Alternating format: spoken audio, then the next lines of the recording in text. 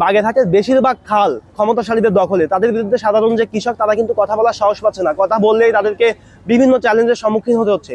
তো তাদের হয়ে আমাদের আজকের এই অবস্থান কর্মসূচি। আমরা চাই তাদের জন্য এই বাগেরহাটে যত সরকারি খাল আছে প্রত্যেকটা খাল অবমুক্ত করে দেওয়া হোক। মুক্তি, সব দিকে মুক্তি। দখলবাদ খালি শুধু নিরাপত্তা, যান মাল ইদের সবটা নিরাপত্তা চাই। আমরা সাধারণ মানুষ, সুবিধাবাদীরা যে দরজানে ক্ষমতা আছে সেই জায়গায় তারা দখল সব জায়গায় আগে আগে থাকে। সাধারণ মানুষ কোথায় যাব আমরা? আমাদের গ্রামে আপনার দুটো খাল আছে, সেইখানে আপনার দখলকৃত। ওইখানে সমস্যা হচ্ছে দখলের কারণে আমাদের জমিতে যে কৃষকেরা আপনার ধান চাষ করে সেখানে লবণ পানি ঢোকার কারণে আপনার অনেক সমস্যা হয়, যার কারণে আমাদের ফসলের ক্ষয়ক্ষতি হচ্ছে। তারপর আমাদের নিজেদেরই দুটো ঘের আছে, সেখানে আপনার লবণ পানি ঢোকার কারণে আমাদের মাছ সব মরে গেছে।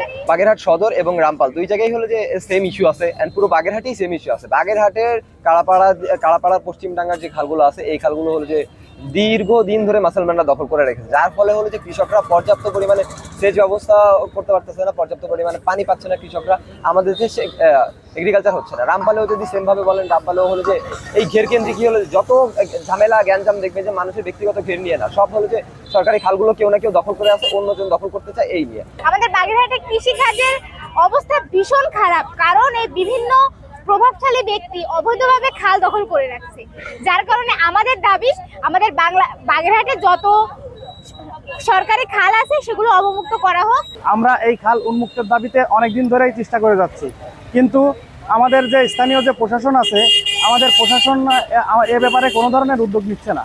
প্রশাসনের কাছে আমরা কয়েকবার গেছি, প্রশাসন এ বিষয়ে কোনো ধরনের শুধুমাত্র আমাদের কাছ থেকে আবেদন নেয়, আমরা দেখতেছি দেখবানি এইভাবে বলেই আসলে সময়টা কালক্ষেপণ করতেছে।